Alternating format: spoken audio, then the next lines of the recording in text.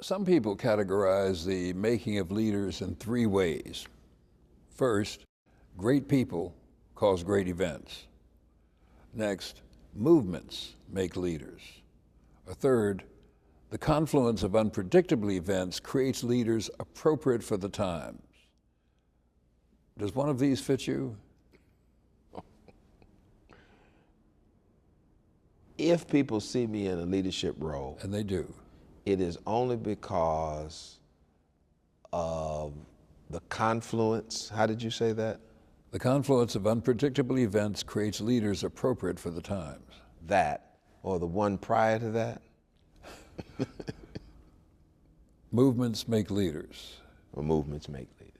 So I just, it's almost like I am in no way comparing myself to the great Reverend Dr. Martin Luther King Jr., but it's almost like Dr. King. Dr. King went to Montgomery.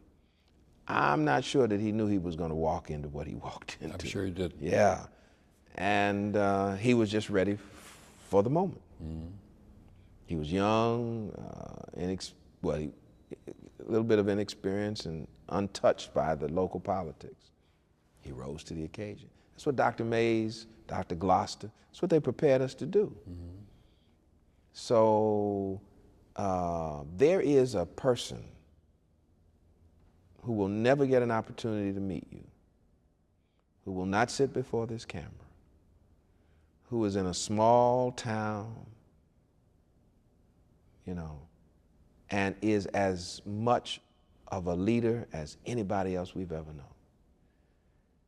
Because they're prepared, they are handling the situation where they are. That's all I'm doing. The confluence, I think that was the word you used, of those events. Right. I just happened to arrive back home in 1972. Mm-hmm. Powell had just died. Dr. Proctor, who was a molder of young men and women, was there. We were fraternity brothers.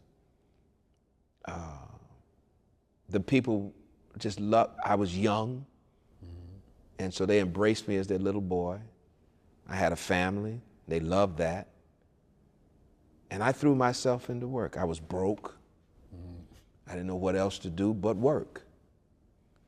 And I was deeply committed as a result of all around me to the elevation and forward progress of African people.